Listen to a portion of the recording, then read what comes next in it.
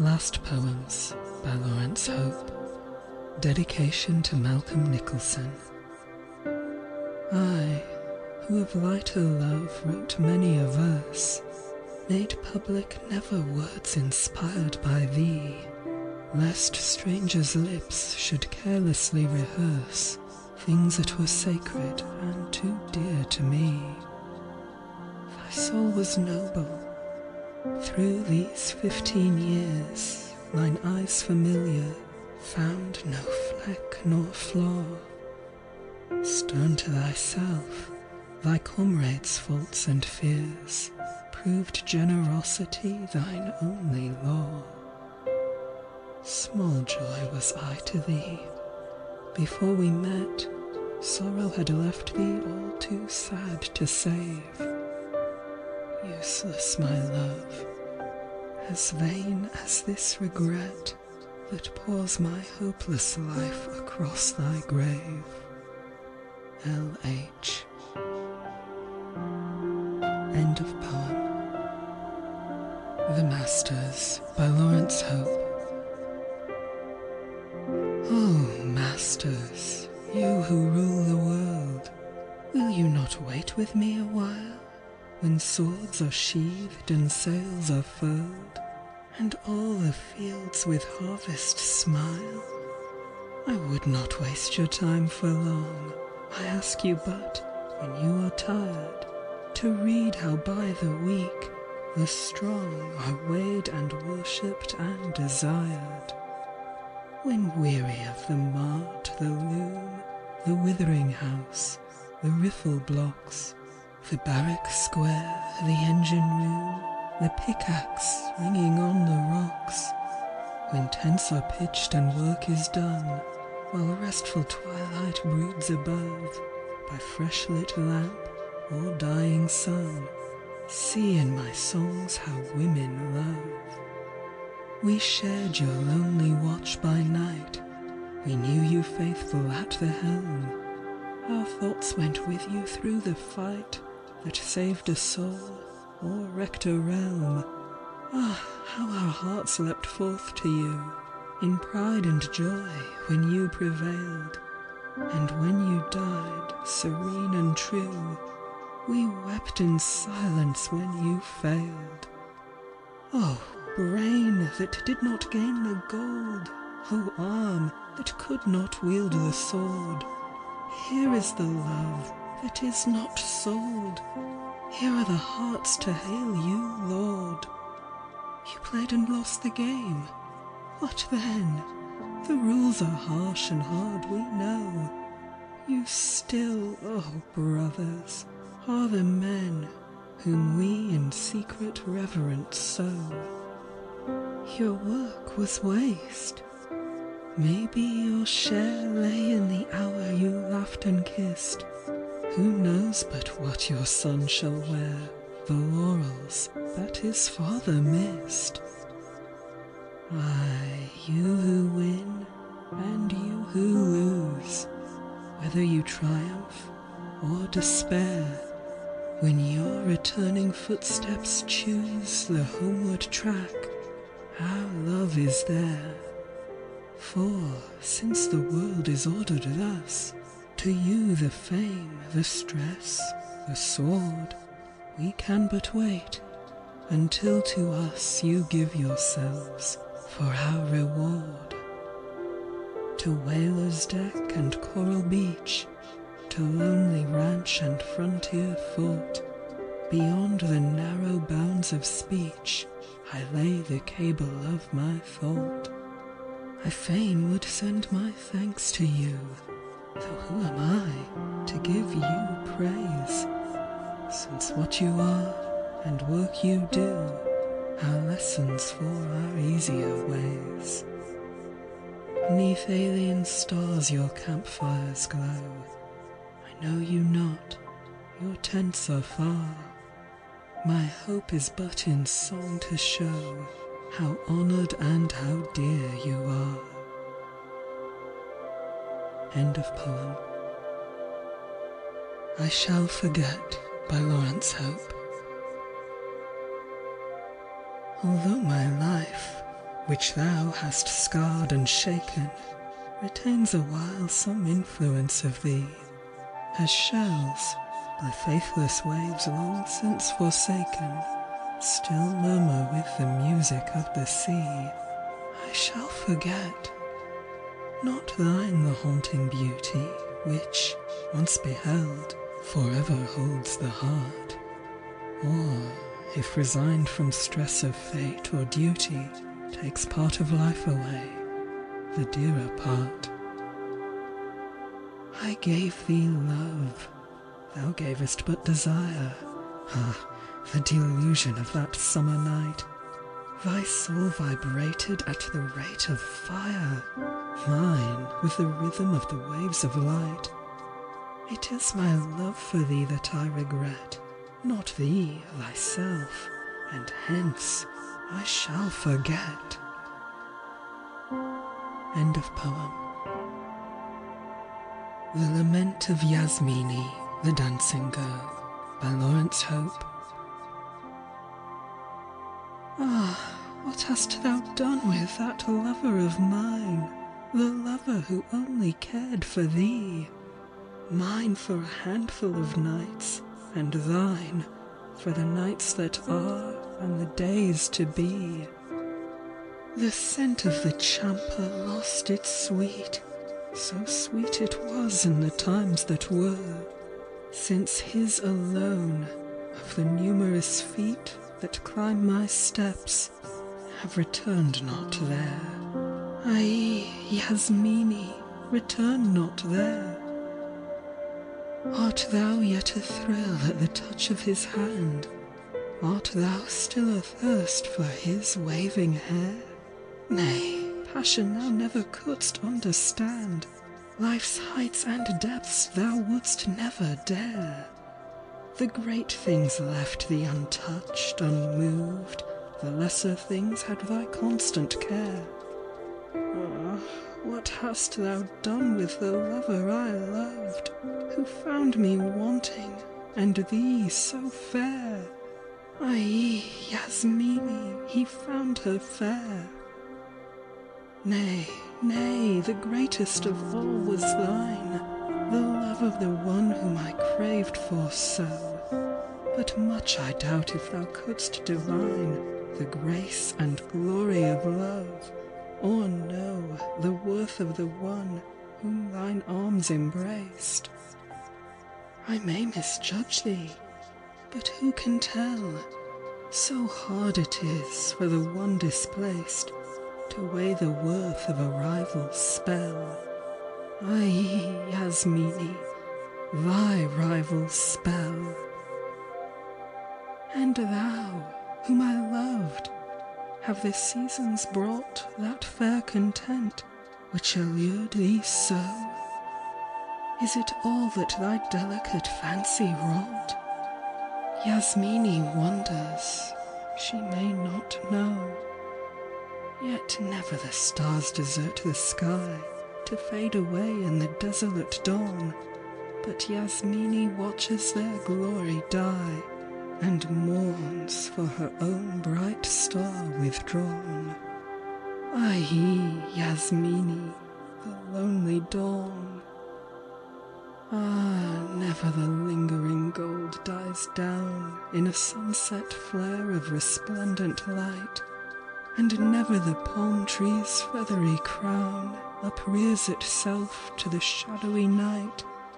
But Yasmini thinks of those evenings past, when she prayed the glow of the glimmering west to vanish quickly, that night at last might bring thee back to her waiting breast. Aye, Yasmini, how sweet that rest! Yet I would not say that I always weep. The force that made such a desperate thing of my love for thee has not fallen asleep. The blood still leaps, and the senses sing, while other passion has oft availed. Other love, ah, my one, forgive, to aid When Charles and opium failed, I could not suffer so much and live. I, Yasmini, who had to live. Nay, why should I say forgive to thee, to whom my lovers and I are naught, who granted some passionate nights to me, then rose and left me with never a thought. And yet, yet, for those nights that were, thy passive limbs and thy loose loved hair, I would pay, as I have paid, all these days, with the love that kills and the thought that slays. Aye, Yasmini, thy youth it slays. The youthful widow with shaven hair, whose senses ache for the love of a man. The young priest, knowing that women are fair, who stems his longing as best he can. These suffer not as I suffer for thee, for the soul desires what the senses crave. There will never be pleasure or peace for me, since he who wounded alone could save. Aye, Yasmini, he will not save. The torchlight flares, and the lovers lean towards Yasmini with yearning eyes, who dances, wondering what they mean, and gives cold kisses and scant replies. They talk of love, she withholds the name. Love came to her as a flame of fire, from things that are only a weary shame, trivial vanity, light desire. Aye, Yasmini, the light desire. Yasmini bends to the praise of men, and looks in the mirror upon her hand, to curse the beauty that failed her then. Ah, none of her lovers can understand how her whole life hung on that beauty's power, the spell that waned at the final test, the charm that paled in the vital hour, which won so many, yet lost the best. Aye, Yasmini, who lost the best. She leaves the dancing to reach the roof, with the lover who claims the passing hour. Her lips are his, but her eyes aloof, while the starlight falls in a silver shower. Let him take what pleasure, what love he may. He too will suffer ere life be spent. But Yasmini's soul has wandered away to join the lover who came and went. Aye, Yasmini, he came and went. End of poem. Among the Rice Fields by Laurence Hope. She was fair as a passion flower, but little of love he knew. Her lucent eyes were like amber wine, and her eyelids stained with blue. He called them the gates of fair desire, and the lakes where beauty lay. But I looked into them once, and saw the eyes of beasts of prey. He praised her teeth, that were small and white as lilies upon his lawn, while I remembered a tiger's fangs that met in a speckled fawn.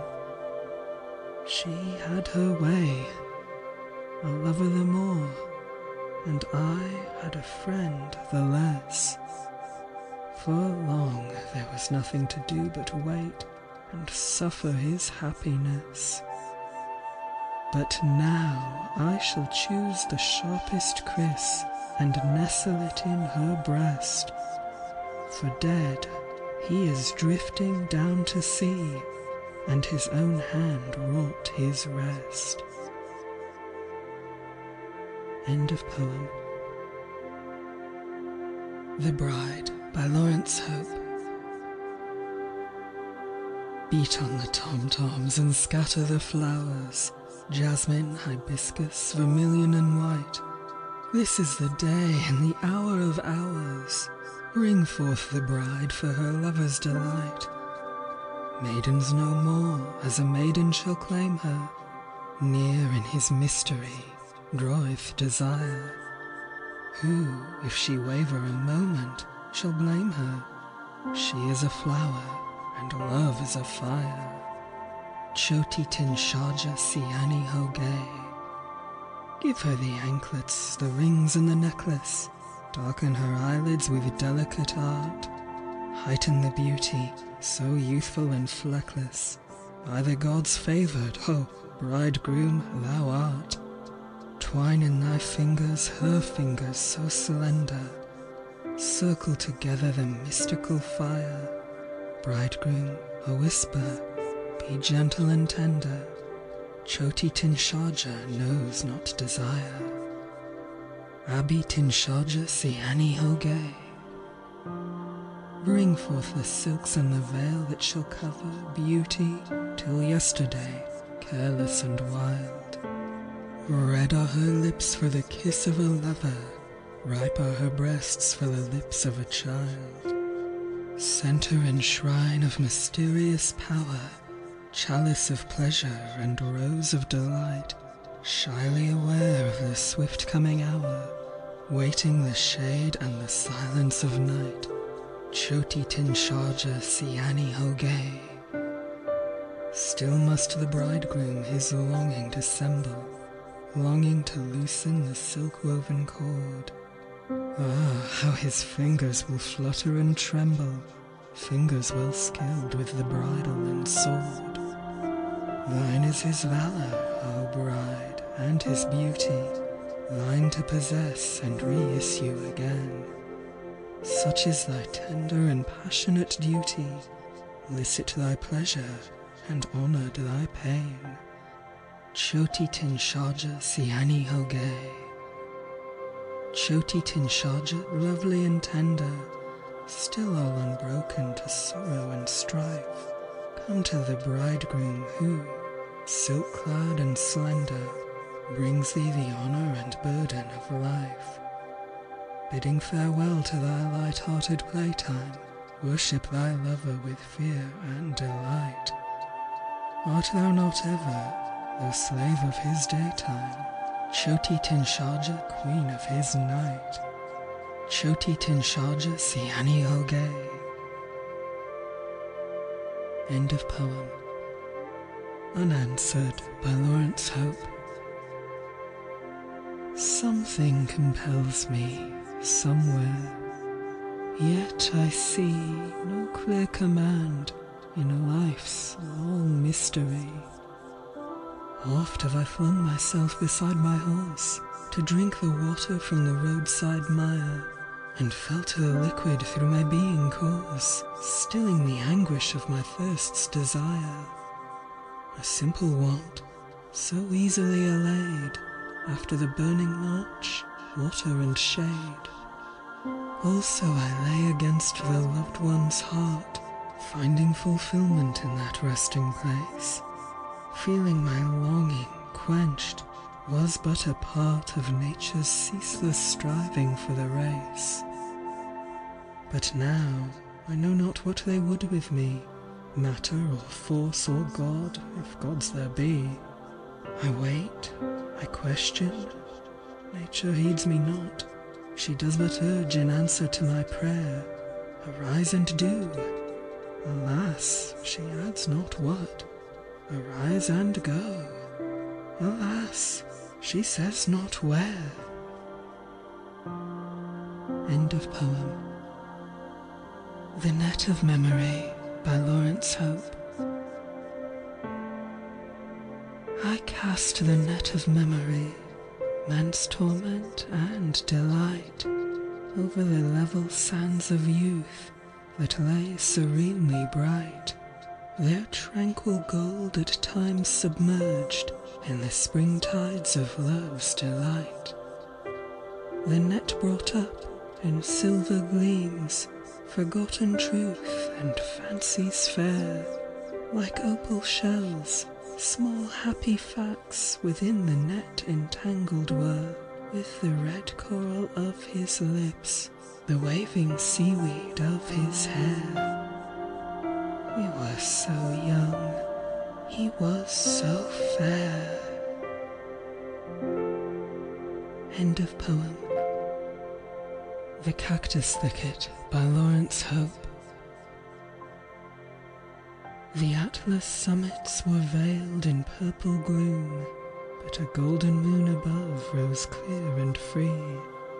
The cactus thicket was ruddy with scarlet bloom, where, through the silent shadow, he came to me. All my 16 summers were but for this, that he should pass, and, pausing, find me fair. You stars, bear golden witness, my lips were his. I would not live till others have fastened there. Oh, take me, death, ere ever the charm shall fade. Ah, close these eyes, ere ever the dream grow dim. I welcome thee with rapture, and unafraid, even as yesternight I welcomed him. Not now, impatient one, it well may be that 10 moons hence I shall return for thee. End of poem. Song of the Peri by Laurence Hope. Beauty, the gift of gifts, I give to thee. Pleasure and love shall spring around thy feet, as through the lake the lotuses arise, pinkly transparent and divinely sweet. I give thee eyes aglow like morning stars, delicate brows, a mist of sable tresses, that all the journey of thy life may be lit up by love and softened by caresses. For those who once were proud and softly bred shall, kneeling, wait thee as thou passest by. They who were pure shall stretch forth eager hands, crying, Thy pity, Lord, before we die. And one shall murmur, If the sun at dawn shall open and caress a happy flower, what blame to him, although the blossom fade in the full splendor of his noontide power? And one, if aloes close together grow, it well may chance a plant shall wounded be, pierced by the thorn tips of another's leaves. Thus am I hurt unconsciously by thee. For some shall die, and many more shall sing, suffering for thy sake till 7 times 7, because of those most perfect lips of thine, which held the power to make or mar their heaven. And though thou givest back but cruelty, their love, persistent, shall not heed nor care. All those whose ears are fed with blame of thee shall say, It may be so, but he was fair. Ay, those who lost the whole of youth for thee, made early and forever shamed and sad, shall sigh, reliving some sweet memory. Ah, once it was his will to make me glad. Thy nights shall be as bright as summer days, the sequence of thy sins shall seem as duty, since I have given thee, O gift of gifts, the pale perfection of unrivaled beauty. End of poem. Though in my firmament thou wilt not shine, by Laurence Hope. Talk not, my lord, of unrequited love, since love requites itself most royally. Do we not live but by the sun above, and takes he any heed of thee or me? Though in my firmament thou wilt not shine, thy glory as a star is none the less. O rose, though all unplucked by hand of mine, still am I debtor to thy loveliness. End of poem.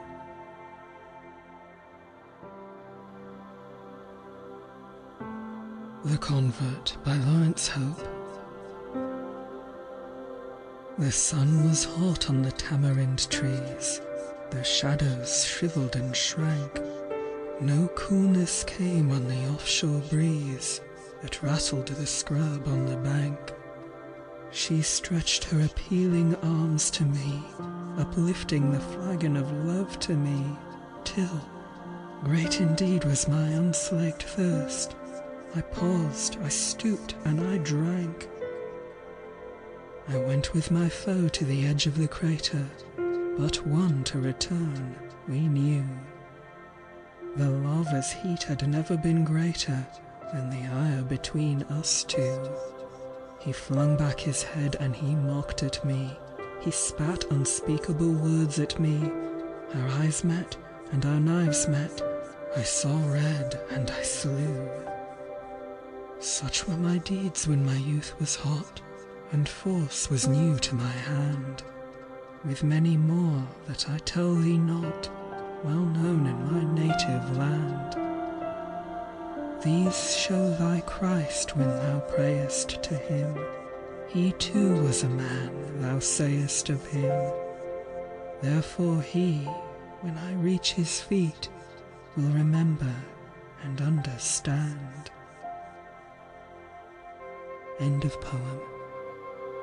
Ashore by Laurence Hope. Out I came from the dancing place. The night wind met me face to face. A wind off the harbour, cold and keen. I know, it whistled, where thou hast been. A faint voice fell from the stars above. Thou, whom we lighted to shrines of love? I found when I reached my lonely room a faint sweet scent in the unlit gloom.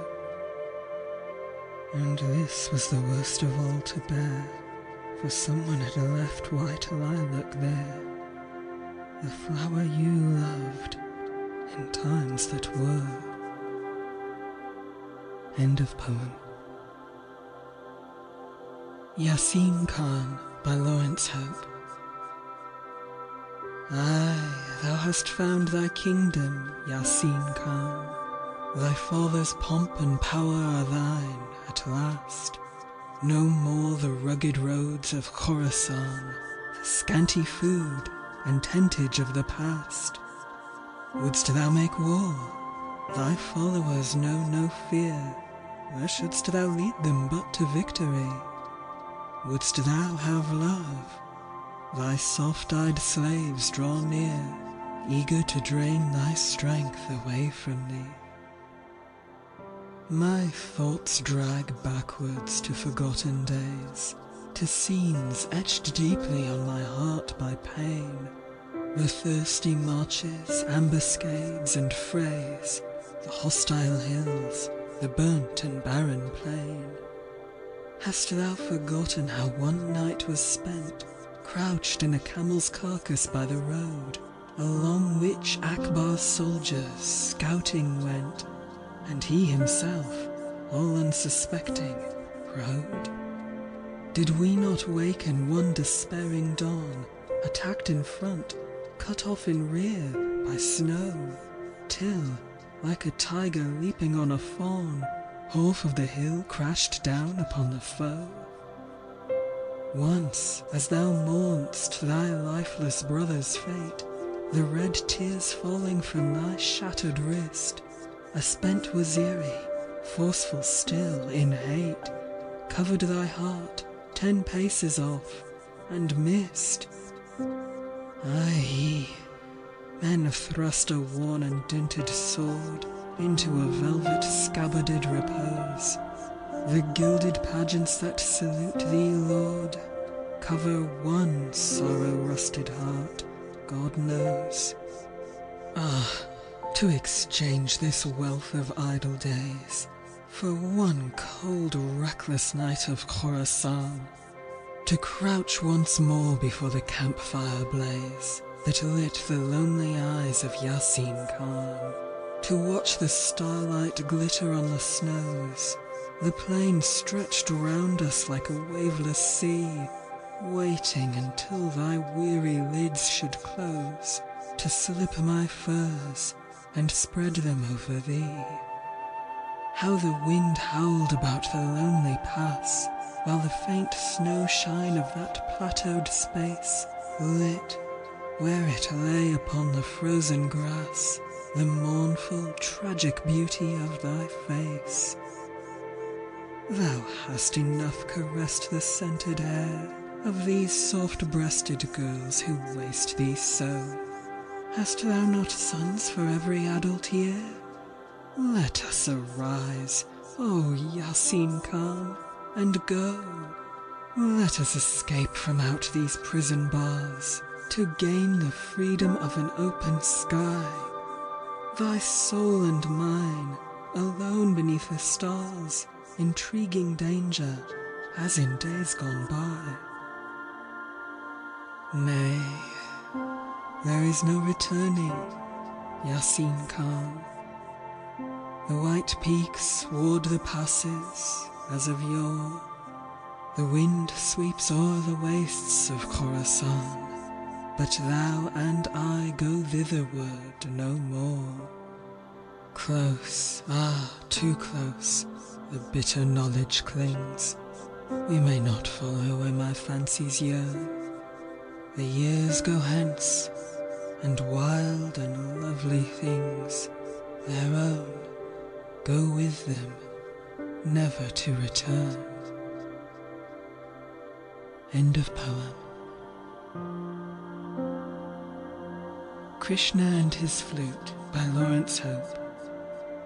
Be still, my heart, and listen, for sweet and yet acute I hear the wistful music of Krishna and his flute. Across the cool blue evenings, throughout the burning days, persuasive and beguiling, he plays and plays and plays. Ah, none may hear such music, resistant to its charms. The household work grows weary, and cold the husband's arms. I must arise and follow, to seek, in vain pursuit, the blueness and the distance, the sweetness of that flute. In linked and liquid sequence, the plaintive notes dissolve, divinely tender secrets that none but he can solve. Oh, Krishna, I am coming, I can no more delay. My heart has flown to join thee, how shall my footsteps stay? Beloved, such thoughts have peril.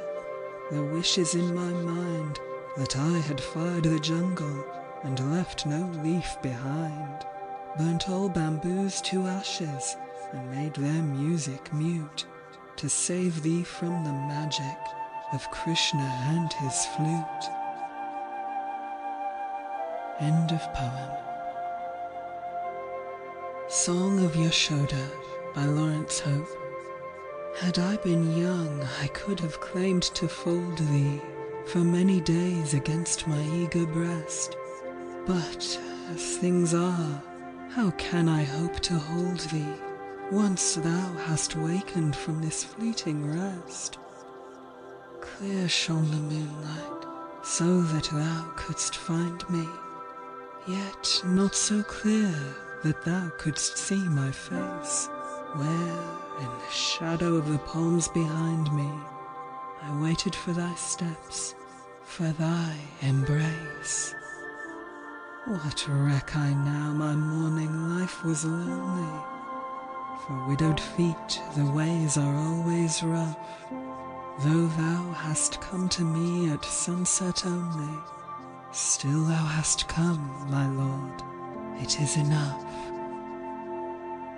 Ah, mine no more the glow of dawning beauty, the fragrance and the dainty gloss of youth, worn by long years of solitude and duty.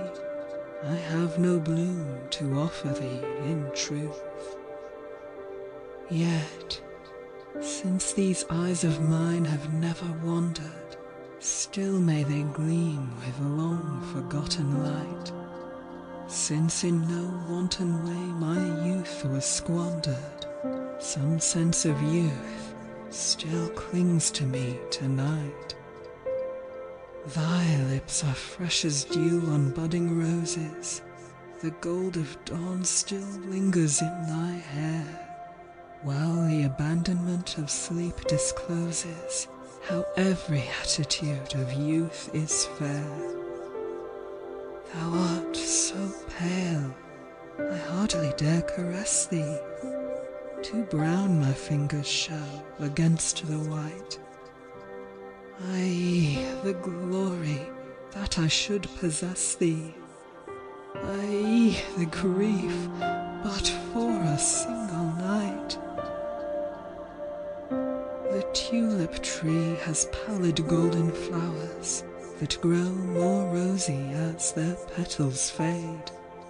Such is the splendor of my evening hours, whose time of youth was wasted in the shade. I shall not wait to see tomorrow's morning. Too bright the golden dawn for me, too bright. How could I bear thine eyes' unconscious scorning of what so pleased thee in the dimmer light? It may be wine had brought some brief illusion, filling thy brain with rainbow fantasy, or youth with moonlight making sweet collusion, threw an alluring glamour over me. Therefore I leave thee softly, to awaken when the first sun rays warm thy blue-veined breast. Smiling and all unknowing I have taken the poppied drink that brings me endless rest. Thus would I have thee rise, thy fancy laden with the vague sweetness of the bygone night, thinking of me as some consenting maiden whose beauty blossomed first for thy delight. While I, if any kindly visions hover around the silence of my last repose, shall dream of thee, my pale and radiant lover, who made my life so lovely at its close. End of poem. Song of Rameshram, Temple Girl, by Laurence Hope. Now is the season of my youth, not thus shall I always be. Listen, dear Lord, thou too art young, take thy pleasure with me. My hair is straight as the falling rain, and fine as morning mist.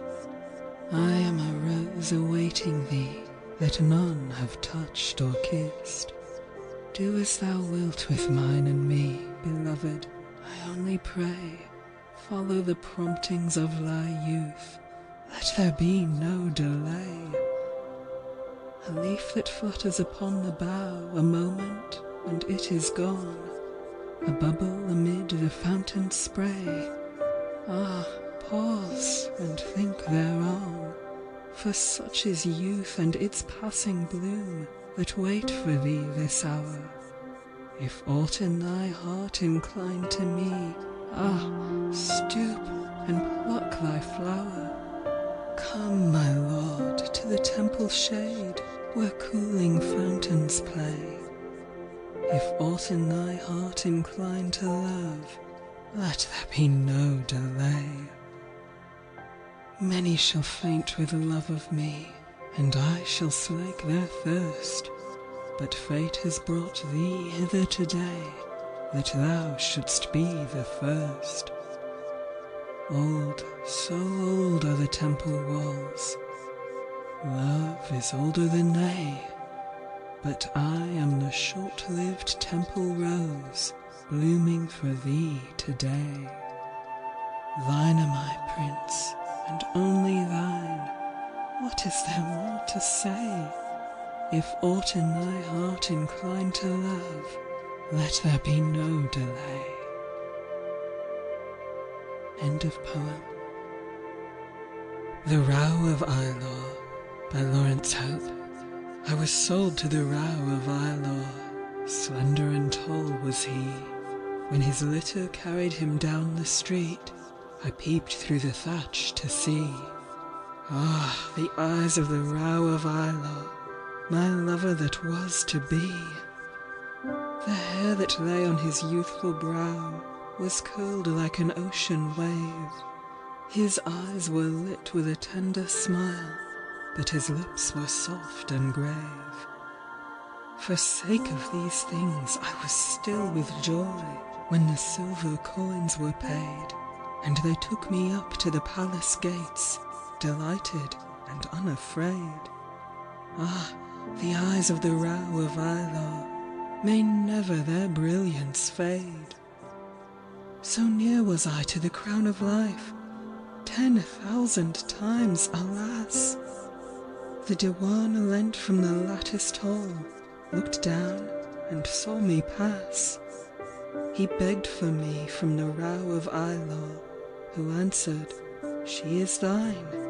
Thou wert ever more than a father to me, and thy desires are mine. Ah, the eyes of the Row of Islor, that never had looked in mine. My years were spent in the Dewan's courts, my youth died down that day. For sake of thine own content of mind, my lost beloved, I pray that never my lord a love may know, like that he threw away. Ah, the eyes of the Row of Islor, who threw my life away. End of poem. To M.C.N. by Laurence Hope. Thou hast no wealth, nor any pride of power. Thy life is offered on affection's altar. Small sacrifices claim thee, hour by hour, yet on the tedious path thou dost not falter. To the unknowing, well thy days might seem circled by solitude and tireless duty, yet is thy soul made radiant by a dream of delicate and rainbow-coloured beauty. Never a flower trembles in the wind, never a sunset lingers on the sea, but something of its fragrance joins thy mind, some sparkle of its light remains with thee. Thus, when thy spirit enters on its rest, thy lips shall say, I too have known the best. End of poem. Disappointment by Laurence Hope. Oh, come, beloved, before my beauty fades, pity the sorrow of my loneliness. I am a rosebush that the cypress shades. No sunbeams find or lighten my distress. Daily I watch the waning of my bloom. Ah, piteous fading of a thing so fair, while fate, remorseless, weaving at her loom, twines furtive silver in my twisted hair. This noon I watched a tremulous fading rose rise on the wind to court a butterfly. One speck of pollen ere my petals close, bring me one touch of love before I die. But the gay butterfly, who had the power to grant, refused, flew far across the dell, and, as he fertilized a younger flower, the petals of the rose, defrauded, fell. Such was my fate. Thou hast not come to me. Thine eyes are absent, and thy voice is mute. Though I am slim as this papaya tree, with breasts out-pointing, even as its fruit. Beauty was mine, it brought me no caress. My lips were red, yet there were none to taste. I saw my youth consume in loneliness, and all the fervour of my heart run waste. While still I hoped that thou wouldst come to me, I in the garden waited for their Lord. Here he will rest, beneath this champa tree. Hence, all ye spike-set grasses from the sward. In this cool rillet I shall bathe his feet. Come, rounded pebbles from a smoother shore. This is the honey that his lips will eat. Hasten, O bees, enhance the amber store. Ripen, ye custard apples, round and fair. Practice your songs, O bulbuls, on the bough. Surely some sweeter sweetness haunts the air. Maybe his feet draw near us, even now. Disperse, ye fireflies, clustered on the palm. Love heeds no lamp, he welcomes moonless skies. Soon shall ye find, O stars, serene and calm, your sparkling rivals in my lover's eyes. Closely I wove my leafy jasmine bowers, hoping to hide my pleasure and my shame, where the lantaina's indecisive flowers vary from palest rose to orange flame. Aye, there were lovely hours, 'neath fern and palm. Almost my aching longing I forgot. White nights of silence, noons of golden calm, all past, all wasted, since thou camest not. Night after night the champa trees distilled their cruel sweetness on the careless air. Noon after noon I watched the bulbuls build, and saw with hungry eyes the sunbird's pair. None came, and none will come, no use to wait. Youth's fragrance dies, its tender light dies down. I will arise before it grows too late, and seek the noisy brilliance of the town. These many waiting years I longed for gold, now must I needs console me with alloy. Before this beauty fades, this pulse grows cold, I may not love, I will at least enjoy. Farewell, my solitude of scented flowers, across whose glades the emerald parrots gleam. Haunt of false hope, and home of wasted hours, I am awake at last, God thou the dream. End of poem. On Pilgrimage by Laurence Hope. O youthful bearer of my palanquin, thy glossy hair lies loosened on thy neck. The tears of labour gem thy velvet skin, whose even texture knows no other fleck. Thy slender shoulder strains beneath my weight. Too fair thou art for work, sweet slave of mine.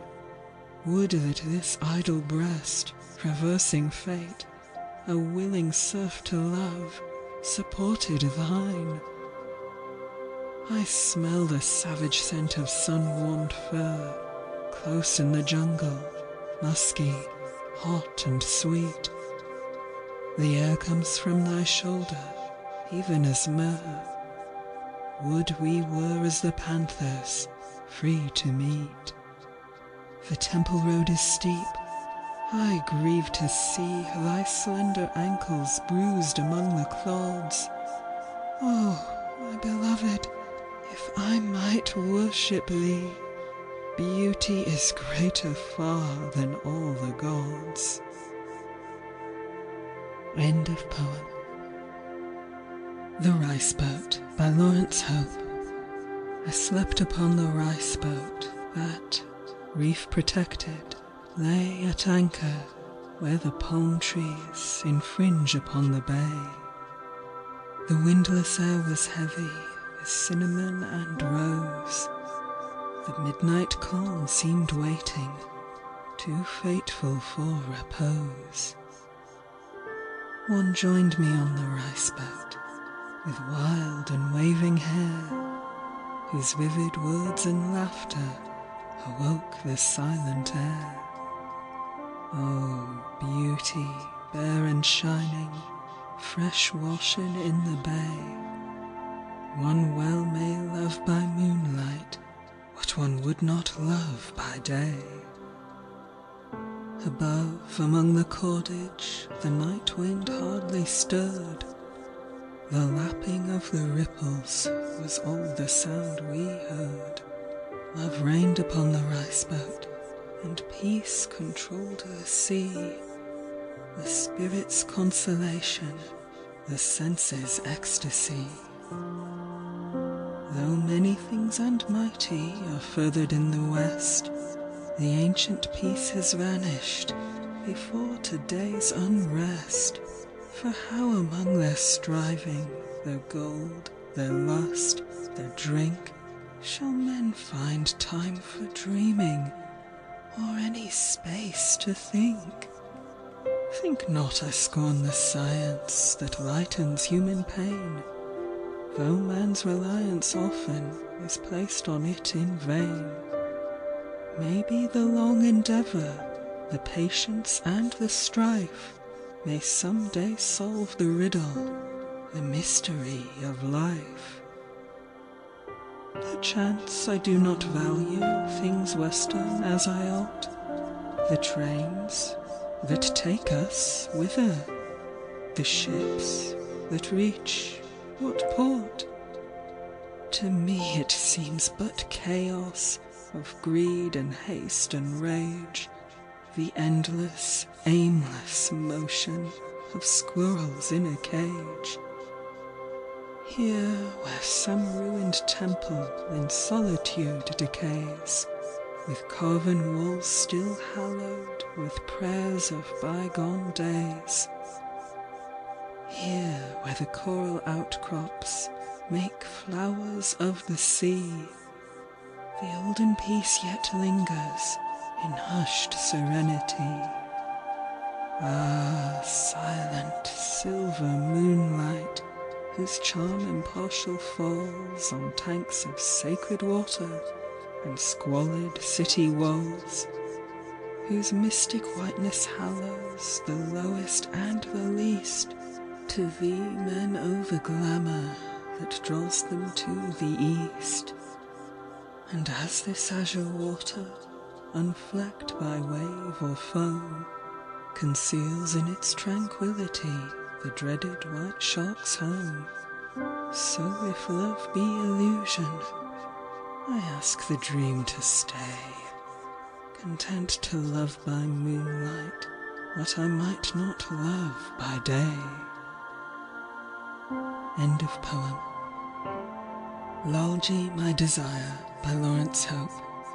This is no time for saying no, were thy last words to me, and yet my lips refused the kiss they might have given thee. How could I know that thou wouldst go to sleep so far from me? They took thee to the burning ghat, O Lulgy, my desire, and now a faint and lonely flame uprises from the pyre. The thin grey smoke in spirals drifts across the opal sky. Would that I were a wife of thine, and thus with thee could die. How could I know that thou wouldst go, O Lulgy, my desire, The lips I missed, the flames have kissed upon the sandal pyre. If one should meet me with a knife and cut my heart in twain, then would he see the smoke arise from every severed vein. Such is the burning inward fire, the anguish of my pain, for my beloved whose dying lips implored a kiss in vain. How could I know that thou wouldst go, O Lolgi, my desire? Too young thou art to lay thy heart upon the sandal pyre. Thy wife awaits her coming child. What were a child to me, if I might take thee in these arms and face the flames with thee? The priests are chanting round the pyre, at dusk they will depart, and leave to thee thy lonely rest, to me my lonelier heart. How could I know thou lov'dst me so? Upon the sandal pyre he lies forsaken, the flames have taken my Lolgi, my desire. End of poem. Rutland Gate by Laurence Hope. His back is bent and his lips are blue, shivering out in the wet. Here's a florin, my man, for you. Go and get drunk and forget. Right in the midst of a Christian land, rotted with wealth and ease, broken and draggled they let him stand, till his feet on the pavement freeze. God leaves his poor in his vicar's care, for he hears the church bells ring. His ears are buzzing with constant prayer, and the hymns his people sing. Can his pity picture the anguish here? Can he see, through a London fog, the man who has worked nigh 70 year to die the death of a dog? No one heeds him, the crowds pass on. Why does he want to live? Take this florin and get you gone. Go and get drunk and forgive. End of poem. Atavism by Laurence Hope. Deep in the jungle, vast and dim, that knew not a white man's feet, I smelt the odour of sun-warmed fur, musky, savage and sweet. Far it was from the huts of men, and the grass where samba feed. I threw a stone at a kodapoo tree, that bled as a man might bleed. Scent of fur and colour of blood, and the long dead instincts rose. I followed the lure of my season's mate, and flew bare-fanged at my foes. Pale days, and a league of laws made by the whims of men. Would I were back with my furry cubs in the dusk of a jungle den. End of poem. Middle Age by Laurence Hope. The sins of youth are hardly sins, so frank they are and free. 'Tis but when middle age begins we need morality. Ah, pause and weigh this bitter truth, that middle age, grown cold, no comprehension has of youth, no pity for the old. Youth, with his half-divine mistakes, she never can forgive. So much she hates his charm which makes worthwhile the life we live. She scorns old age, whose tolerance and calm, well-balanced mind, knowing how crime is born of chance, can pardon all mankind. Yet she, alas, has all the power of strength and place and gold. Man's every act through every hour is by her laws controlled. All things she grasps with sordid hands and weighs in tarnished scales. She neither feels nor understands, and yet her will prevails. Cold-blooded vice and careful sin, gold lust, blind selfishness, the shortest, cheapest way to win some, worse than cheap, success. Such are her attributes and aims, yet meekly we obey, while she to guide and order claims all issues of the day. You seek for honour, friendship, truth, let middle age be banned. Go for warm-hearted acts to youth, to age, to understand. End of poem. The Jungle Flower by Laurence Hope. Ah, the cool silence of the shaded hours, the scent and colour of the jungle flowers.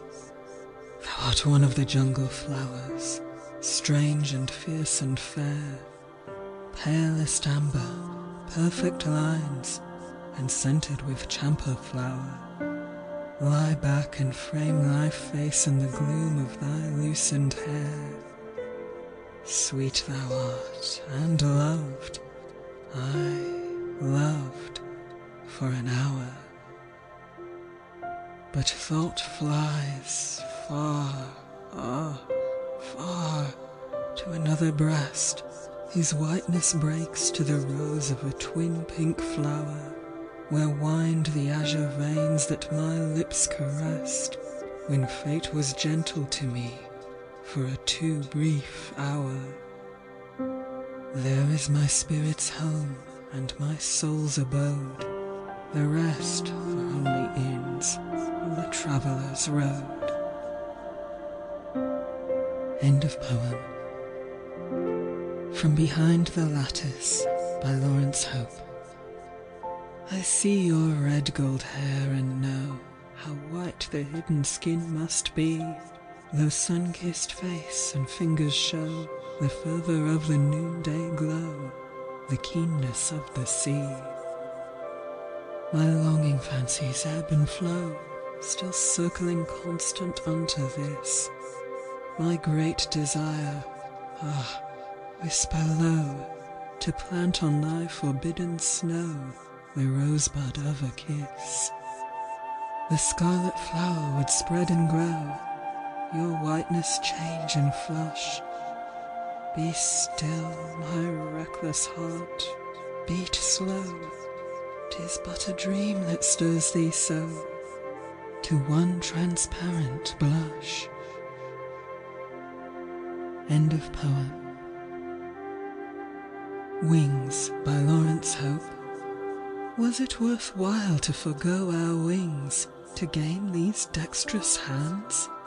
Truly they fashion us wonderful things, as the fancy of man demands. But to fly, to sail through the lucid air, from crest to violet crest of these great grey mountains, quartz-veined and bare, where the white clouds gather and rest. Even to flutter from flower to flower, to skim the tops of the trees, in the roseate light of a sun-setting hour, to drift on a sea-going breeze. Aye, the hands have marvellous skill to create us curious things, baubles, playthings, weapons to kill. But I would we had chosen wings. End of poem. Song of the Parao, Camping Ground by Laurence Hope. Heart, my heart, thou hast found thy home. From gloom and sorrow thou hast come forth, thou who wast foolish and sought to roam 'neath the cruel stars of the frozen north. Thou hast returned to thy dear delights, the golden glow of the quivering days, the silver silence of tropical nights, no more to wander in alien ways. Here each star is a well-loved friend, to me and my heart at the journey's end. These are my people, And this my land, I hear the pulse of her secret soul. This is the life that I understand, savage and simple and sane and whole, washed in the light of a clear, fierce sun. Heart, my heart, the journey is done. See, the painted peace of the skies, where the rose-hued opal of sunset lies. Hear the passionate, cool calling from coral trees where the dusk is falling. See my people, slight-limbed and tall, the maiden's bosom they scorn to cover, the breasts that shall call and enthrall her lover. Things of beauty are free to all, free to the eyes that think no shame that a girl should bloom like a forest flower, who hold that love is a sacred flame, outward beauty a godlike dower, who further regard it as no disgrace if loveliness lessen to serve the race, nor point the finger of jesting scorn at her who carries the child unborn. Ah, my heart, but we wandered far from the light of the slanting fourfold star. O palm leaf thatch, where the melon thrives, beneath the shade of the tamarind tree, thou coverest tranquil, graceful lives that want so little that knew no haste, nor the bitter goad of a too full hour, whose soft-eyed women are lithe and tall, and wear no garment below the knee, nor veil or raiment above the waist, but the beautiful hair that dowers them all, and falls to the ground in a scented shower. The youths return from their swift-flowing bath, with the swinging grace that their height allows, lightly climbing the riverside path, their soft hair knotted above their brows. Elephants wade the darkening river, their bells, which tinkle in minor thirds, faintly sweet, like passionate birds, whose warbling wakens a sense of pain, thrill through the nerves and make them quiver. Heart, my heart, art thou happy again? Here is beauty to feast thine eyes, here is the land of thy long desire. See how the delicate spirals rise, azure and faint, from the wood-fed fire, where the cartmen wearily share their food, ere they, by their bullocks, lie down to rest. Heart of mine, dost thou find it good, this wide red road by the winds caressed, this lone parao where the fireflies light, these tom-toms fretting the peace of night? Heart, thou hast wandered and suffered much. Death has robbed thee, and life betrayed. But there is ever a solace for such, in that they are not lightly afraid. The strength that found them the fire to love finds them also the force to forget. Thy joy in thy dreaming lives to prove thou art not mortally wounded yet. Here, 'neath the arch of the vast clear sky, where range upon range the remote grey hills far in the distance recede and die, there is no space for thy trivial ills. On the low horizon towards the sea, faint yet vivid, the lightnings play, the lucid air is kind as a kiss, the falling twilight is cool and grey. What has sorrow to do with thee?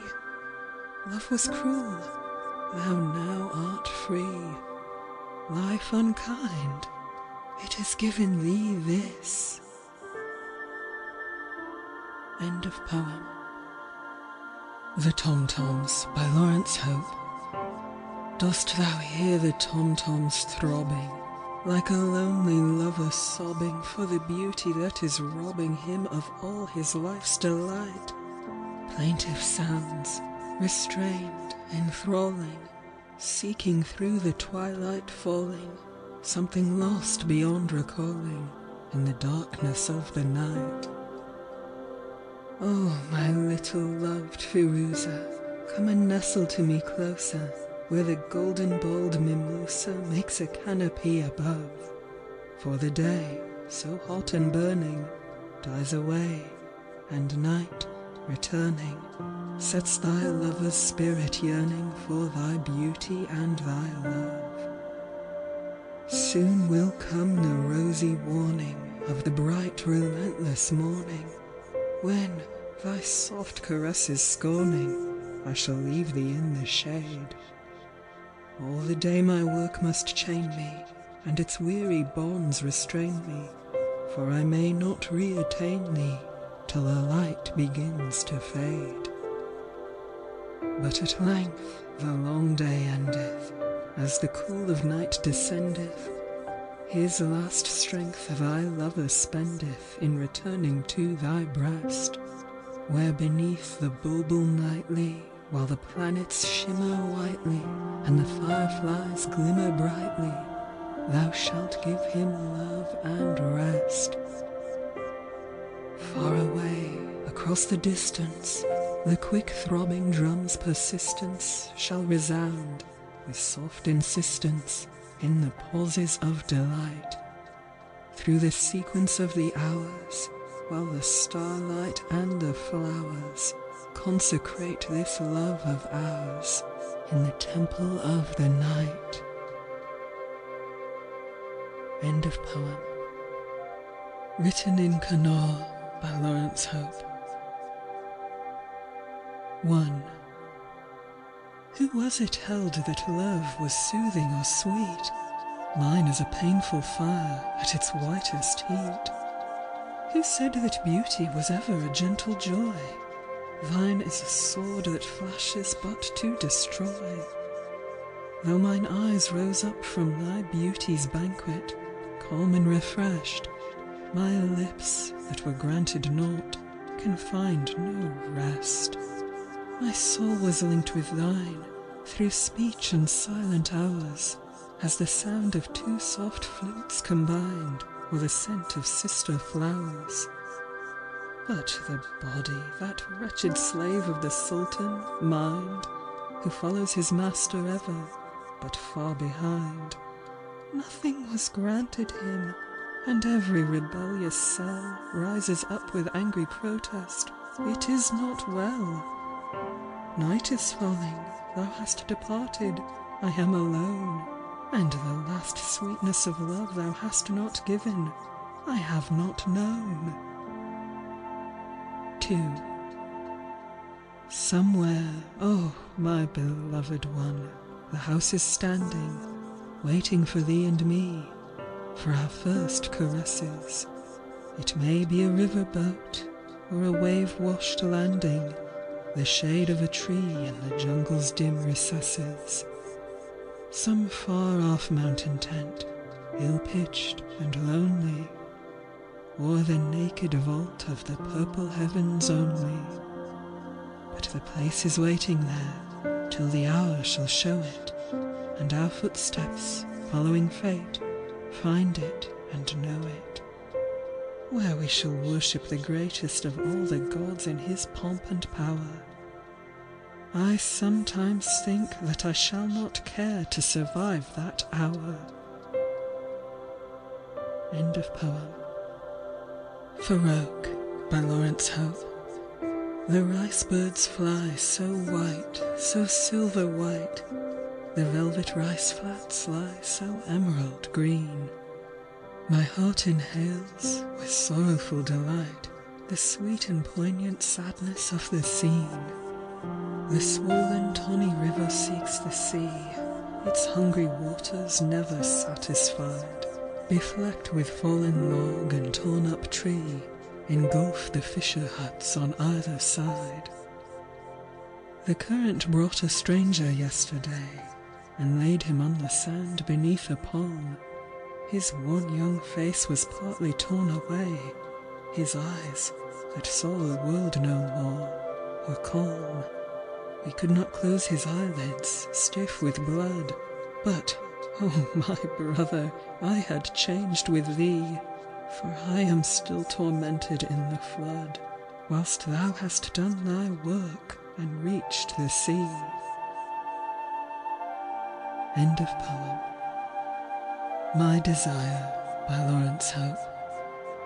Fate has given me many a gift to which men most aspire, lovely, precious, and costly things, but not my heart's desire. Many a man has a secret dream of where his soul would be. Mine is a low verandahed house in a taupe beside the sea. Over the roof tall palms should wave, swaying from side to side. Every night we should fall asleep to the rhythm of the tide. The dawn should be gay with song of birds and the stir of fluttering wings. Surely the joy of a life is hid in simple and tender things. At eve the waves would shimmer with gold in the rosy sunset rays. Emerald velvet flats of rice would rest the landward gaze. A boat must rock at the latrite steps in a reef-protected pool, for we should sail through the starlit night when the winds were calm and cool. I am so tired of all this world, its folly and fret and care. Find me a little scented home amongst thy loosened hair. Give me a soft and secret place against thine amber breast, where, hidden away from all mankind, my soul may come to rest. Many a man has a secret dream of where his life might be. Mine is a lovely, lonely place with sunshine and the sea. End of poem. Sheer Off Sul by Laurence Hope. This was the tale Sheer Off Sul told to me, while the spent camels bubbled on their knees, and ruddy campfires twinkled through the gloom, sweet with the fragrance from the sinjib trees. I had a friend who lay, condemned to death, in jail for murder, wholly innocent, yet caught in webs of luckless circumstance. Thou know'st how lies, of good and ill intent, cluster like flies around a justice court, wheel within wheel, revolving screw on screw. But from his prison he escaped and fled, keeping his liberty a night or two, among the lonely hills where, shackled still, he braved a village, seeking for a file to loose his irons. Alas, he lost his life through the base sweetness of a woman's smile. Lovely she was, and young, who gave the youth kind words, and promised succour and repose, till on the quilt of false security he found exhausted sleep. But, ere he rose, entered the guards brought by her messenger. Thus was he captured, slain, and on her breast soon shone the guerdon of her treachery, the price of blood in gold made manifest. I might have killed her, brave men have died thus, revenge demanded keener punishment. So I walked softly on those lilac hills, touching my rhubarb lightly as I went. I found her fair. 'Twas no unpleasant task in the young springtime, when the fruit trees flower, to pass a door, and pause, and pass again, shading mine eyes against her beauty's power. Warmly I wooed her, while the almond trees broke into fragile clouds of rosy snow. Her dawning passion feared her lord's return. Ever she pleaded softly, "Let us go." But I spoke tenderly and said, "Beloved, shall not thy lips give orders to my heart? Yet there is one small matter in these hills, claiming attention ere I can depart. Let us not waste these days. Thine absent lord cannot return, thou know'st, before the snow has melted and the almond fruits appear." This time she answered, "Naught but thee I know." I too was young, I could have loved her well, when her soft eyes across the twilight burned. But suddenly around her amber neck the golden beads would sparkle as she turned. And I remembered. Swift mine eyelids fell, to hide the hate that festered in my soul, ever more deeply, with the rising fear that love might wrench revenge from my control. But when at last she, acquiescent, lay in the sweet scented shadow of the firs, lovely and broken, granting, asking, all, it was his eyes I met, not hers, not hers. 3 months I waited, all the village talked, and ever anxiously she urged our flight. Yet still I lingered, till her beauty paled, and wearily she came to me at night. Then, seeing love, subservient to revenge, had well achieved his own creative end, and in his work must soon be manifest, compassing thus my duty to my friend, one tranquil, sultry night I rode away, till far behind the purple hills were dim. Exulting in my spirit, thus I leave her to her fate, and my revenge to him. Swiftly he struck, her lord. The body lay, with hacked-off breasts, dishonoured in the pass. Months later, riding lonely through the gorge, I saw it still, among the long-grown grass. It was well done.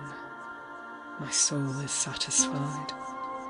Friendship is sweet, and love is sweeter still, but vengeance has a savour all its own, a strange delight, well known to those who kill.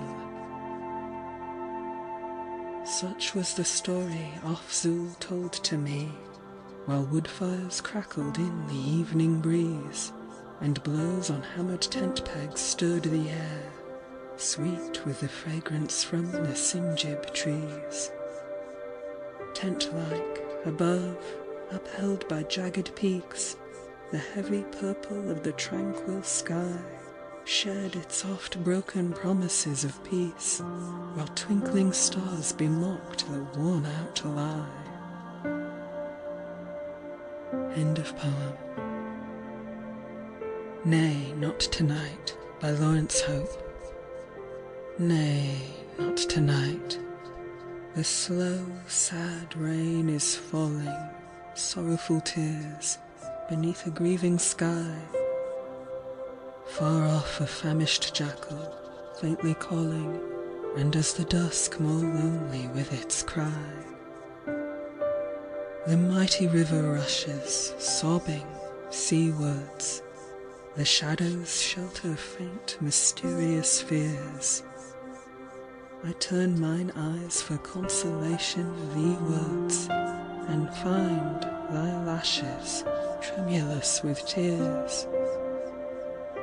If some new soul, a search for incarnation, should, through our kisses, enter life again, it would inherit all our desolation, all the soft sorrow of the slanting rain. When thou desirest love's supreme surrender, come while the morning revels in the light. bulbils around us, passionately tender, singing among the roses red and white. Thus, if it be my sweet and sacred duty, subservient to the gods' divine decree, to give the world again thy vivid beauty, I should transmit it with my joy in thee. I could not, if I would, beloved, deceive thee. Wouldst thou not feel at once a faint caress? Yet do not rise, I would not have thee leave me. My soul needs thine to share its loneliness. Let the dim starlight, when the low clouds sunder, silver the perfect outline of thy face. Such faces had the saints. I only wonder that thine has sought my heart for resting place. End of poem. The Dying Prince by Laurence Hope. There are no days for me any more, for the dawn is dark with tears. There is no rest for me any more, for the night is thick with fears. There are no flowers nor any fruit, for the sorrowful locusts came, and the garden is but a memory, the vineyard only a name. There is no light in the empty sky, no sail upon the sea. Birds are yet on their nests perchance, but they sing no more to me. Past, vanished, faded away, all the joys that were. My youth died down in a swift decline when they married her to despair. My lord, the crowd in the audience hall, how long wilt thou have them wait? I have given my father's younger son the guidance of the state. The steeds are saddled, the captains call for the orders of the day. Tell them that I shall ride no more to the hunting or the fray. Sweet the scent of the mogra flowers. Brother, it may be so. The young flushed spring is with us again. Is it? I did not know.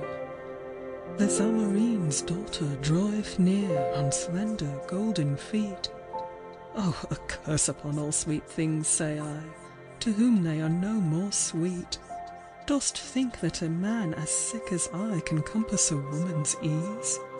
That the sons of a man who is like to me could ever find rest or peace? Tell them to marry them where they will, if their longing be so sore. Such are the things that all men seek, but I shall seek no more.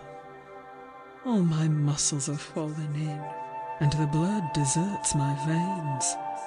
Every fibre and bone of me is waxen full of pains. The iron feet of mine enemy's curse are heavy upon my head. Look at me, and judge for thyself. Thou seest I am but dead. Then who is it, prince, who has done this thing, has sown such a bitter seed, that we hale him forth to the marketplace, bind him and let him bleed, that the flesh may shudder and wince and writhe, reddening neath the rod? Love is the evildoer, alas, and how shalt thou scourge a god? End of poem. The Hut by Laurence Hope. Dear little hut by the rice fields circled, that coconut shade above, I hear the voices of children singing, and that means love. When shall the traveller's march be over?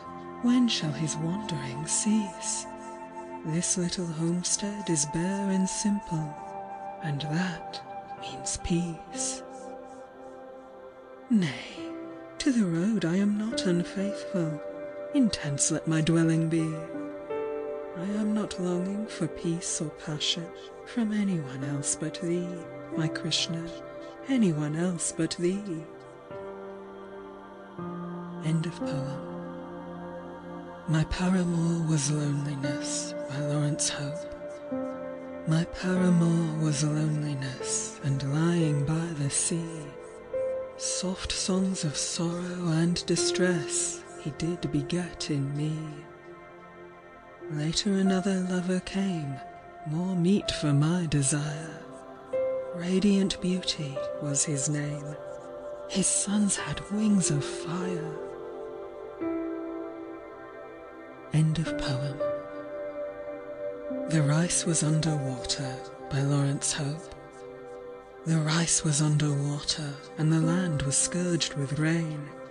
The nights were desolation, and the day was born in pain. Ah, the famine and the fever and the cruel swollen streams. I had died, except for Krishna, who consoled me in my dreams. The burning ghats were smoking, and the jewels melted down. The temples lay deserted, for the people left the town. Yet I was more than happy, though passing strange it seems, for I spent my nights with Krishna, who loved me in my dreams. End of poem. Surface Rights by Laurence Hope. Drifting, drifting down the river, tawny current and foam-flecked tide, sorrowful songs of lonely boatmen, mournful forests on either side. Thine are the outcrops' glittering blocks, the quartz where the rich pyrites gleam, the golden treasure of unhewn rocks, and the loose gold in the stream. But the dim vast forests along the shore that whisper wonderful things o' nights, these are things that I value more, my beautiful surface rights. Drifting, drifting down the river, stars a-tremble about the sky. Ah, my lover, my heart is breaking, breaking, breaking, I know not why. Why is love such a sorrowful thing? This I never could understand. Pain and passion are linked together, ever I find them hand in hand. Loose thy hair in its soft profusion, let thy lashes caress thy cheek. These are the things that express thy spirit. What is the need to explain or speak? Drifting, drifting along the river, under the light of a wan low moon, steady the paddles, boatmen steady. Why should we reach the sea so soon? See where the low spit cuts the water. What is that misty, wavering light? Only the pale datura flowers, blossoming through the silent night. What is the fragrance in thy tresses? 'Tis the scent of the champa's breath. The meaning of champa bloom is passion, and of datura, death. Sweet are thy ways and thy strange caresses, that sear as flame and exalt as wine. But I care only for that wild moment when my soul arises and reaches thine. Wistful voices of wild birds calling, far faint lightning towards the west, twinkling lights of a Tyre homestead, ruddy glow on a girl's bare breast. Drifting boats on a mournful river, shifting thoughts in a dreaming mind. We two seeking the sea together. When we reach it, what shall we find? End of poem.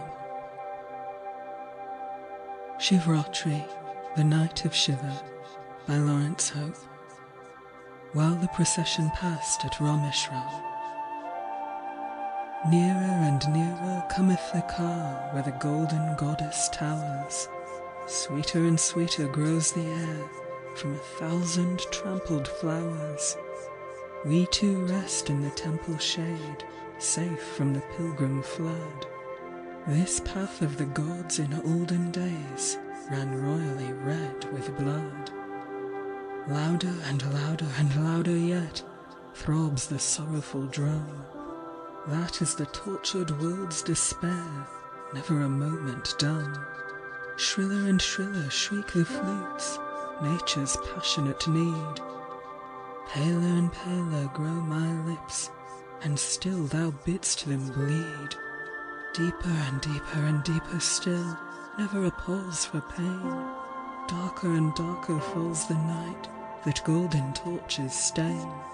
Closer, ah, closer, and still more close, till thy soul reach my soul. Further, further, out on the tide, from the shores of self-control. Glowing, glowing to whitest heat, thy feverish passions burn. Fiercer and fiercer, cruelly fierce, to thee my senses yearn. Fainter and fainter runs my blood, with desperate fight for breath. This, my beloved, thou sayest is love, or I should have deemed it death. End of poem. The First Wife by Laurence Hope. Ah, my lord, are the tidings true, that thy mother's jewels are shapen anew? I hear that a bride has chosen been, the stars consulted, the parents seen. Had I been childless, had never there smiled the brilliant eyes from the face of a child, then at least I had understood. This thing they tell me thou findest good. But I have been down to the river of death, with painful footsteps and shuddering breath, 7 times. Thou hast daughters 3, and 4 young sons who are fair as thee. I am not unlovely. Over my head not 20 summers as yet have sped. 'Tis 11 years since my opening life was given to thee by my father's wife. Ah, those days, they were lovely to me, when little and shy I waited for thee, till I locked my arms round my lover above, a child in form, but a woman in love, and I bore thy sons, as a woman should, year by year, as is meet and good. Thy mother was ever content with me, and oh, beloved, I worshipped thee. And now it's over, alas, my lord, better I felt thy sharpest sword. I hear she is youthful and fair as I, when I came to thee in the days gone by. Her breasts are firmer, this bosom slips somewhat, weighted by children's lips. But they were thy children, oh, Lord my King.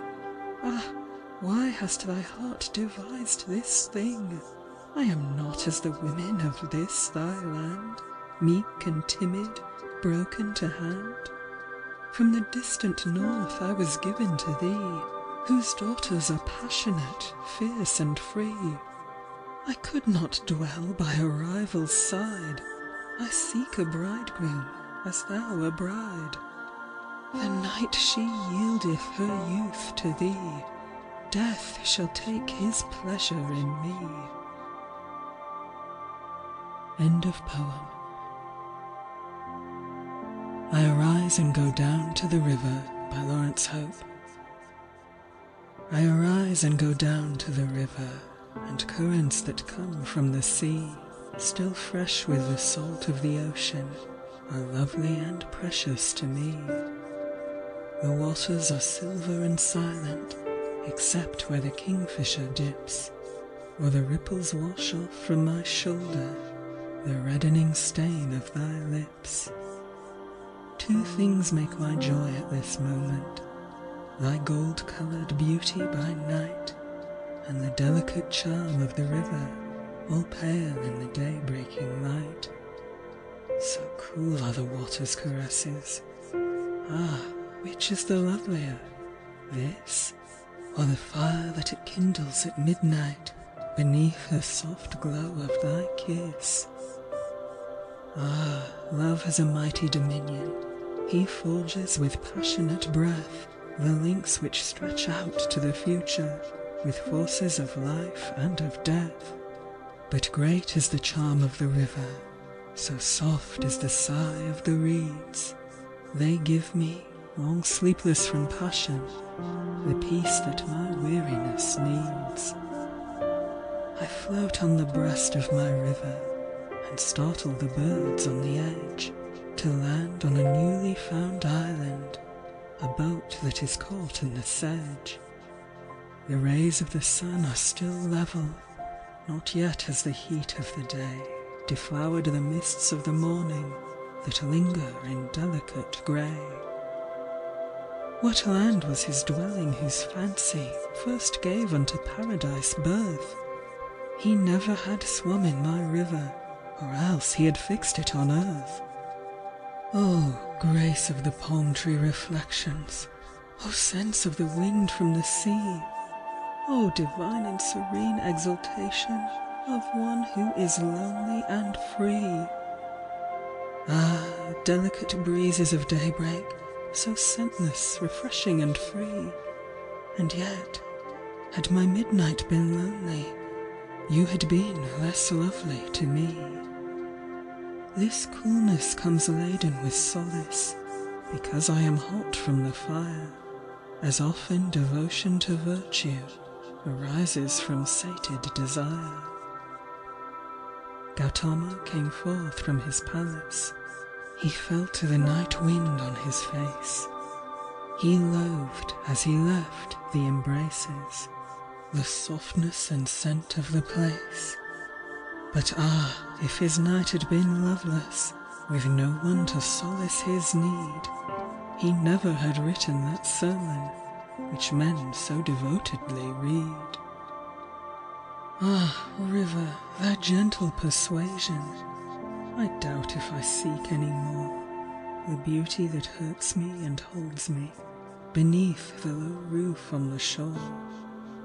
I loved thee, I loved, for a season, but thou, was it love or desire, the glow of the sun in his glory, or only the heat of a fire? I think not that thou wilt regret me, for thou art too joyous and fair. So many are keen to caress thee, thy passionate midnights to share.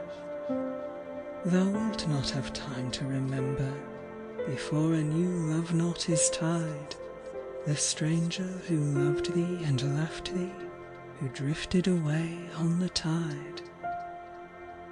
Two things I have found that are lovely, though most things are sullen and grey.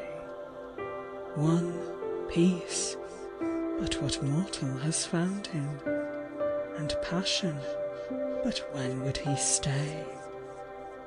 So I shall return to my river, and floating at ease on its breast, shall find, what love never has given, a sense of most infinite rest. When the years have gone by and departed, what thought shall I keep of this land?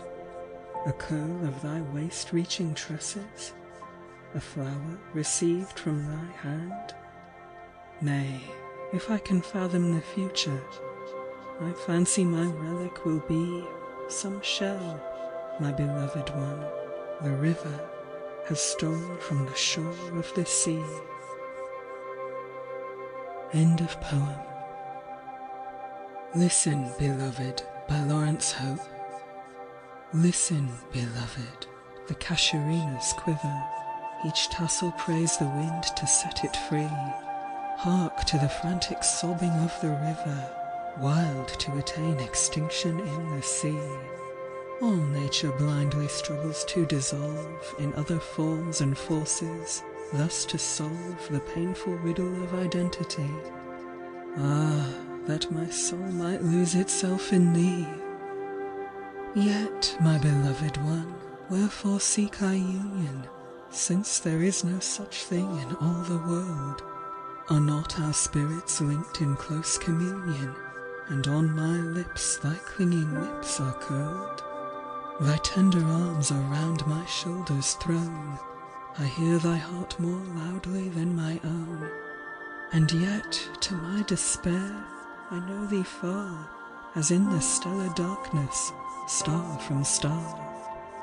Even in times when love with bounteous measure a simultaneous joy on us has shed, in the last moment of delirious pleasure, ere the sense fail, or any force be fled, my rapture has been even as a wall, shutting out any thought of thee at all.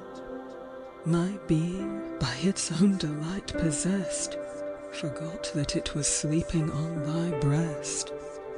Aye, from his birth each man is vowed and given to a vast loneliness, ungauged, unspanned, whether by pain and woe his soul be riven, or all fair pleasures cluster beneath his hand. His game by day, his ecstasy by night, his force, his folly, fierce or faint delight, suffering or sorrow, fortune, feud or care, whate'er he find or feel, he may not share. Lonely we join the world, and we depart even as lonely, having lived alone. The breast that feeds us, the beloved one's heart, the lips we kiss or curse, alike unknown. Aye, even these lips of thine, so often kissed, what certitude have I that they exist? Alas, it is the truth, how harsh it seems. I have been loved as sweetly in my dreams. Therefore, if I should seem too fiercely fond, too swift to love, too eager to attain, forgive the fervour that would forge beyond the limits set to mortal joy and pain. Knowing the soul's unmeasured loneliness, my passion must be mingled with distress, as I, despairing, struggle to draw near what is as unattainable as dear. Thirst may be quenched at any kindly river, rest may be found neath any arching tree. No sleep of years, no draughts of love deliver my spirit from its aching need of thee. Thy sweet assentiveness to my demands, all the caressive touches of thy hands, these soft cool hands with fingers tipped with fire, they can do nothing to assuage desire. Sometimes I think my longing soul remembers a previous love to which it aims and strives, as if this fire of ours were but the embers of some wild flame burnt out in former lives. Perchance in earlier days I did attain that which I seek for now so all in vain. Maybe my soul with thine was fused and wed in some great night long since dissolved and dead. We may progress, but who shall answer clearly the riddle of the endless change of things? Perchance in other days men loved more dearly, or love himself had wider ways and wings. Maybe we gave ourselves with less control, or simpler living left more free the soul, so that with ease the flesh aside was flown. Or was it merely that mankind was young? Or has my spirit a divine prevision of vast vague passions stored in days to be, when some strong souls shall conquer their division, and two shall be as one, eternally, finding at last upon each other's breast unutterable calm and infinite rest, while love shall burn with such intense a glow that both shall die, and neither heed or know. Why do I question thus, and wake confusion in the soft thought that lights thy perfect face? Ah, shed once more thy perfumed hair's profusion, open thine arms, and make my resting place. Lay thy red lips on mine as heretofore, grant me the treasure of thy beauty's store. Stifle all thought in one imperious kiss. What shall I ask for more than this, and this? End of poem.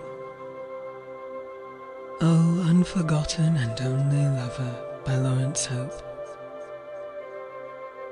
Oh, unforgotten and only lover, many years have swept us apart, but none of the long dividing seasons slay your memory in my heart. In the clash and clamour of things unlovely, my thoughts drift back to the times that were, when I, possessing thy pale perfection, kissed the eyes and caressed the hair. Other passions and loves have drifted over this wandering, restless soul, rudderless, chartless, floating always with some new current of chance control. But thine image is clear in the whirling waters. Ah, forgive that I drag it there, for it is so part of my very being that where I wander, it too must fare. Ah, I have given thee strange companions, to thee so slender and chaste and cool, but a white star loses no glimmer of beauty in all the mud of a miry pool that holds the grace of its white reflection. Nothing could fleck there, nothing could stain. Thou hast made a home for thy delicate beauty, where all things peaceful and lovely reign. Doubtless the night that my soul remembers was a sin to thee, and thine only one. Thou thinkest of it, if thou thinkest ever, as a crime committed, a deed ill done. But for me, the broken, the desert dweller, following life through its underways, I know if those midnights thou hadst not granted, I had not lived through these after days. And that had been well for me, all would say so. What have I done since I parted from thee? But things that are wasted and full of ruin, all unworthy even of me.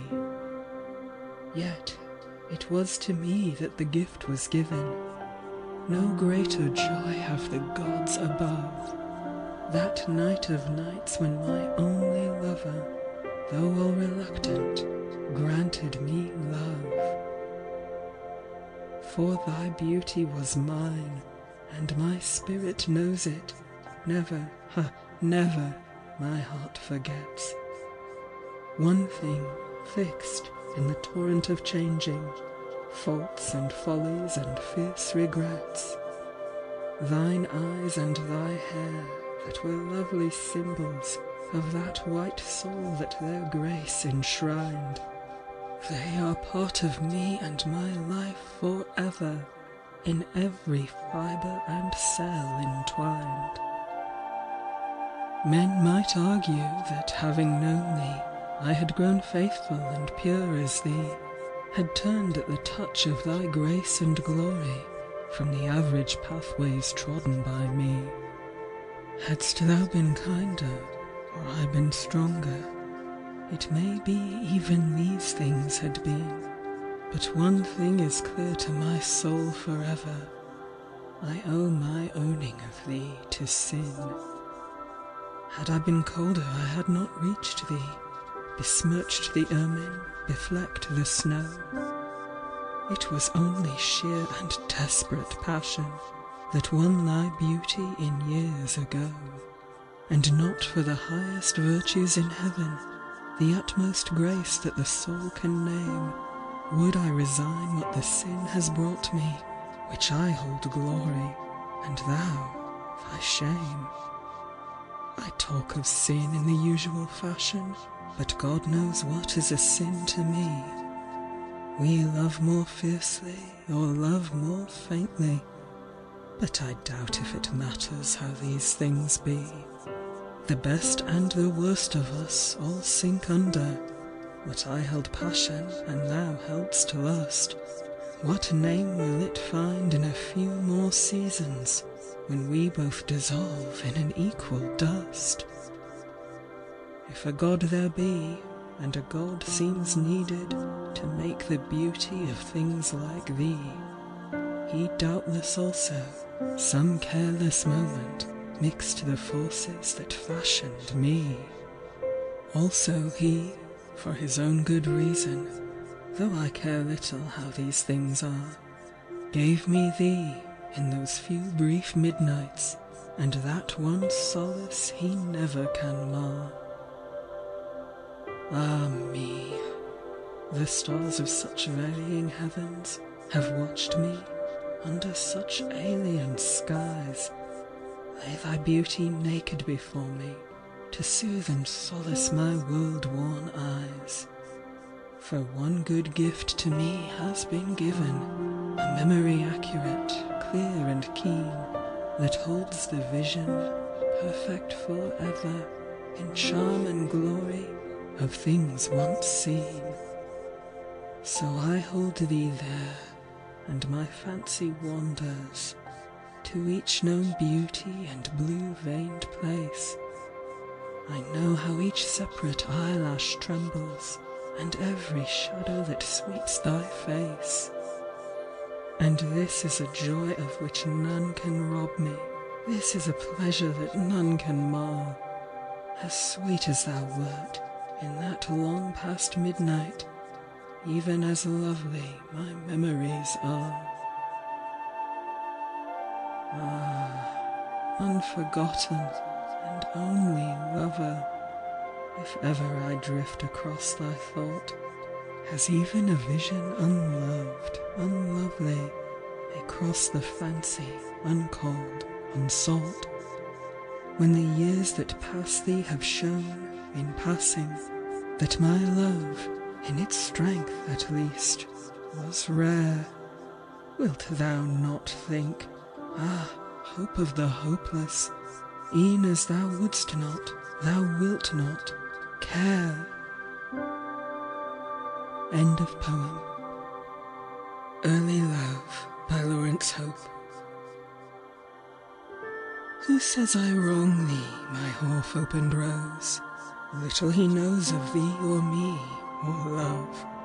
I am so tender of thy fragile youth, yea, in my hours of wildest ecstasy, keeping close bitted each careering sense.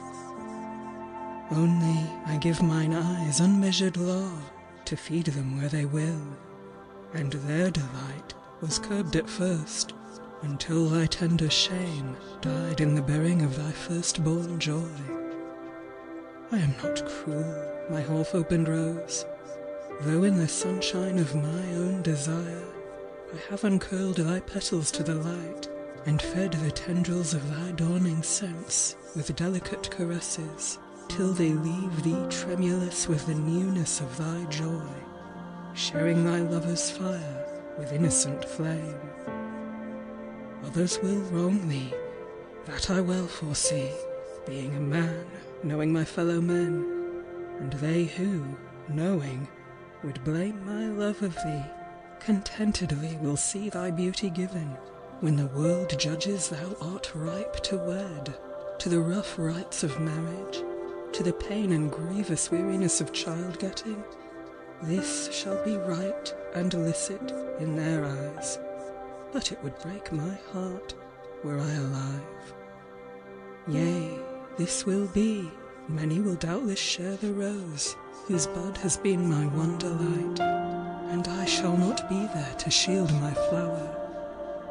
Yet I have taught thee of the ways of men, much I have learnt in cities and in courts, winnowed to suit thy tender brain, is thine. Thus life shall find thee not all unprepared to face its callous, subtle cruelties, Still, it will profit little. I discern thou art of those whose love will prove their curse. Thou sayest thou lovest me to thy delight. Nay, little one, it is not love as yet. Dear as thou art, and lovely, thou canst not love. Thy later loves shall show the truth of this. Ay, by some subtle signs I know full well that thou art capable of that great love, whose glory has the light of unknown heavens, and makes hot hell for those who harbour it. Naught I can say could save thee from thyself. Ah, were I half my age! Yet even that had been too old for thy sweet 13th year. Still, thou art happy now, and glad thine eyes, when, as the lilac evening gains the sky, I lay thee twixt thine own soft hair and me, kissing thy senses into soft delight, ruffling the petals of my half-closed rose with tender touches, and perpetual care that no wild moment of mine own delight, deep in the flower's heart, should set to the fruit. Ah, in the days to come, it well may be, when thou shalt see thy beauty stained and torn by the harsh sequel of some future love, thy thoughts shall stray to thy first lover's grave, and thou shalt murmur, "Ay, but that was love. They were most wrong who said he did me wrong. Only I was too young to understand." End of poem. Vayu the Wind by Laurence Hope. Ah, wind, I have always loved thee, since those far-off nights when I lay beneath the vines, a prey to strange delights. For among my tresses thy soft caresses were sweet as a lover's to me. Later thou grewest more wanton, or I more shy, and after the bath I drew my garments close, fearing thy soft persuasion amongst my hair, when thou camest fresh with the scent of some ruffled rose. Ah, wind, thou hast lain with the desert, I know her savour well, and the spices wherewith she scents her breasts. She who has known such countless lovers, yet rarely borne a city among her sands. Thou comest as one from a night of love, thy breath is broken and hard, bringing echoes of lonely things, vast and cruel, that the soft and golden sands buried beneath thin ripples so long ago. Ah, wind, thou hast given me lovely things, the scent of 1,000 flowers, and the heavy perfume of pollen-laden fields, strange snatches of wild song from the heart of the dark bazaar, that thrilled to my very core, till I threw the sheet aside and rose to follow. But whither, or what? Also, wind, thou broughtest the breath of the sea, the sound of its myriad waves, and in nights when I lay on the lonely sands, stretching mine arms to thee, thou gavest me something faint and vast and sweet, something ineffable, wistful, from far away, elsewhere, beyond. And thou wast kind to me in my times of love, cooling my lips that my lover wore away, while, wafting the scent from his divided hair, thou show'dst the stars between, far away, and eclipsed by his burning eyes, even the stars. And now I almost foresee the place and the hour when I shall open my dying lips to thee, and receive a last, cool kiss. Afterwards, wind, since I have always loved thee, whirl my dust to the scented heart of a logra flower, his flower, But thou knowest, so often thy kisses have mingled with his and mine. End of poem, and end of Last Poems by Laurence Hope. Thank you for listening.